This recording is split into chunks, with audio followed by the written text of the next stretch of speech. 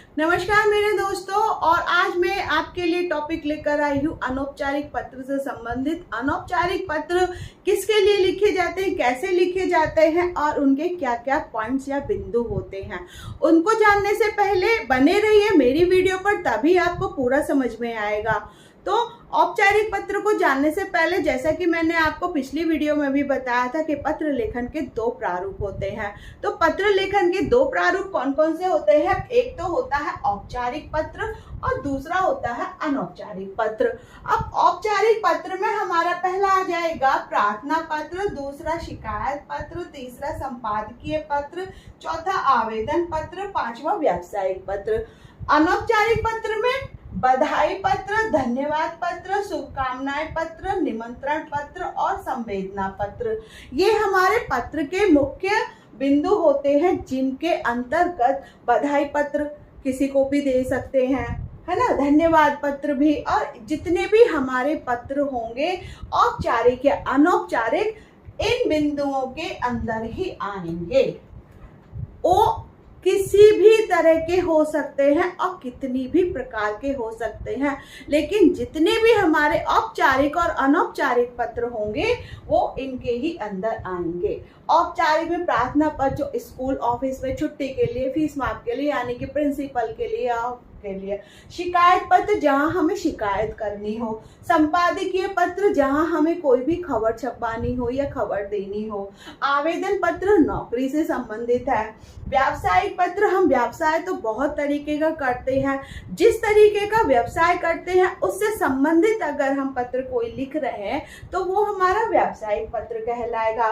इसी तरह से मैंने बधाई पत्र बताया, धन्यवाद पत्र बताया, शुभकामनाएं पत्र जब हमें किसी को शुभकामनाएं देनी होती है, निमंत्रण पत्र जहां शादी ब्याह है या किसी भी तरह का हम कोई भी प्रोग्राम करने जा रहे हैं तो हमें उसमें जिन लोगों को निमंत्रण देना है वो हमारा निमंत्रण पत्र में आएगा। संवेदना पत्र जहां हमें अपने भाव व्यक्त करने हैं, जैसे शोक संवेदना देनी है या किसी भी तरीके की हमें संवेदना देनी है, भाव अपने प्रकट करने, तो वो संवेदना पत्र में आएंगे। अनौपचारिक पत्र लेखन हर उस इंसान को लिखा जाता है जो आपके मित्र या सगे संबंधी हों।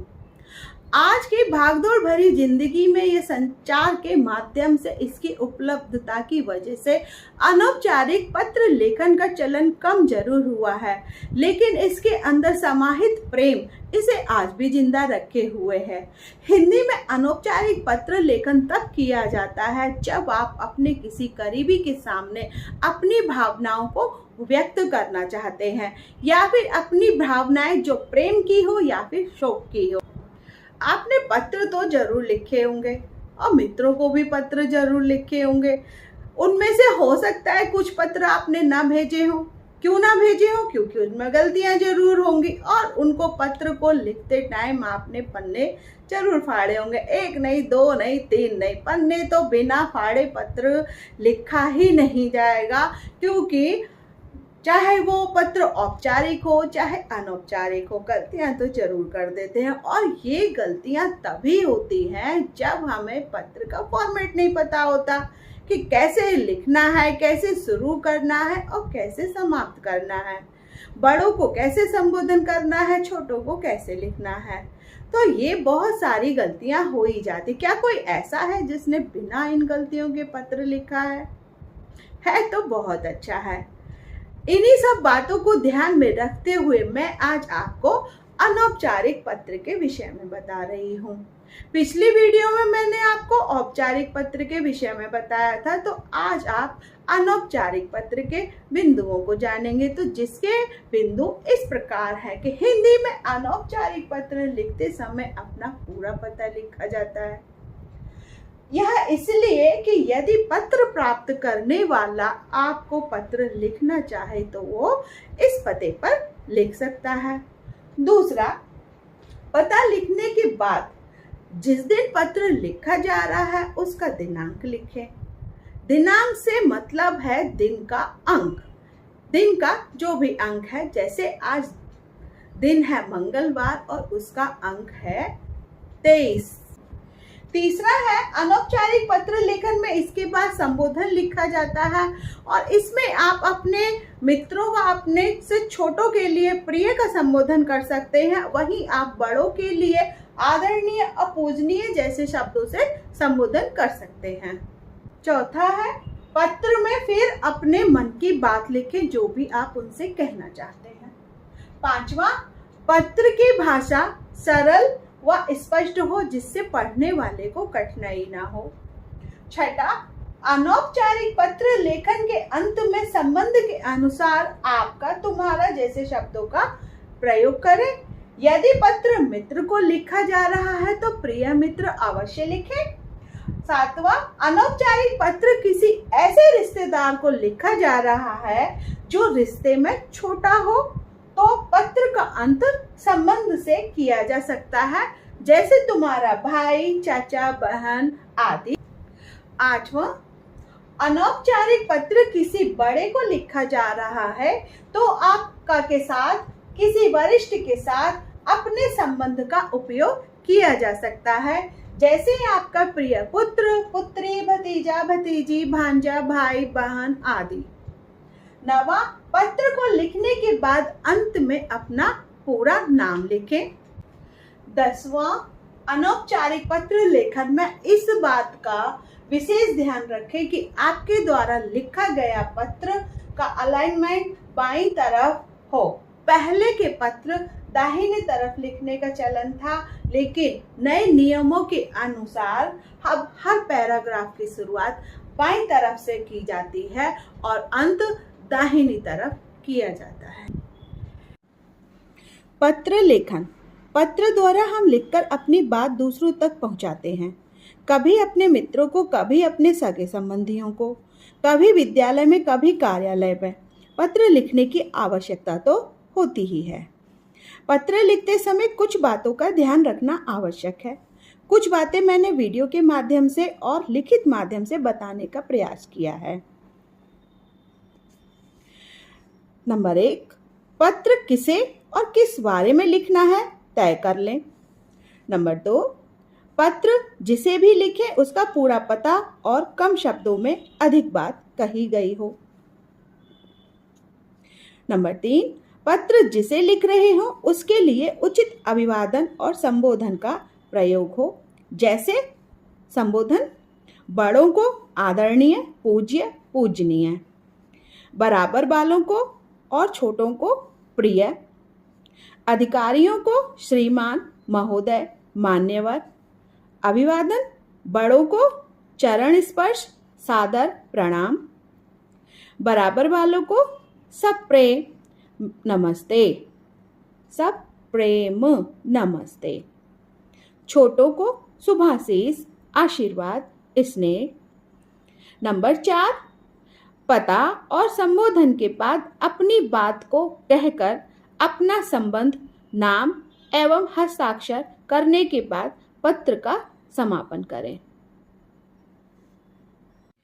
यहाँ निमंत्रण पत्र मैंने लिखा है, इसको देखिए। अपने बड़ों को या मित्र को बहन की शादी में बुलाने के लिए निमंत्रण पत्र, नाम लिखेंगे, पता लिखेंगे, दिनांक लिखेंगे और जिससे भी संबोधन करना है वह शब्द लिखेंगे, जैसे आदरणीय, पूजनीय, सादर प्रणाम, प्रिय, सप्रेम नमस्ते या चरण स्पर्श। जैसे भी आपको इन शब्दों का प्रयोग करना है, लेकिन इन शब्दों का आप प्रयोग करेंगे तो आपका पत्र बहुत ही पढ़ने में अच्छा भी लगेगा, पढ़ने वाले को भी अच्छा लगेगा।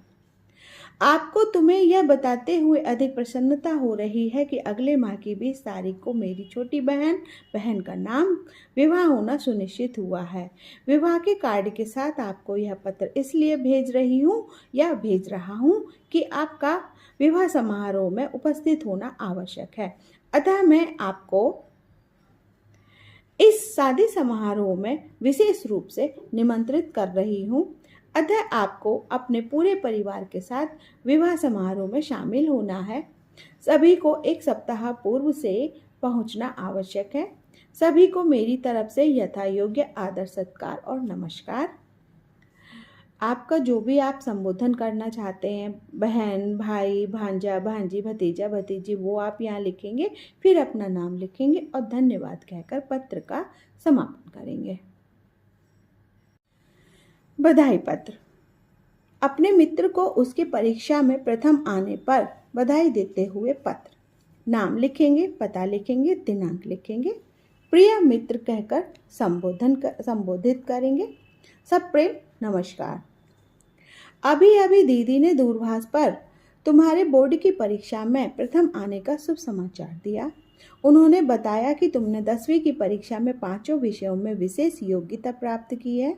तुम्हारी इस शानदार सफलता पर मुझे अति प्रसन्नता हुई। उसे शब्दों में व्यक्त कर पाना कठिन है। तुमने यह परीक्षा 98% अंकों के साथ उत्तीर्ण की है। यह सफलता तुम्हारे कठिन प्रयास और लगन का परिणाम है। तुम्हारी पढ़ाई और लगन को देखते हुए अनुमान लगाया जा सकता था कि तुम परीक्षा में शानदार सफलता प्राप्त करोगे। तुम्हारे परीक्षा परिणाम से तुमने न केवल स्वयं को अपितु अपने परिवार और विद्यालय को भी गौरवान्वित किया है। इस शानदार सफलता पर मेरी ओर से, परिवार वालों की ओर से हार्दिक बधाई स्वीकार करें। मैं उस परम पिता ईश्वर से प्रार्थना करती हूँ कि वह तुम्हें इसी प्रकार की सद्बुद्धि दे जिससे कि तुम जीवन में सदैव इसी प्रकार की शानदार सफलता प्राप्त करते रहो।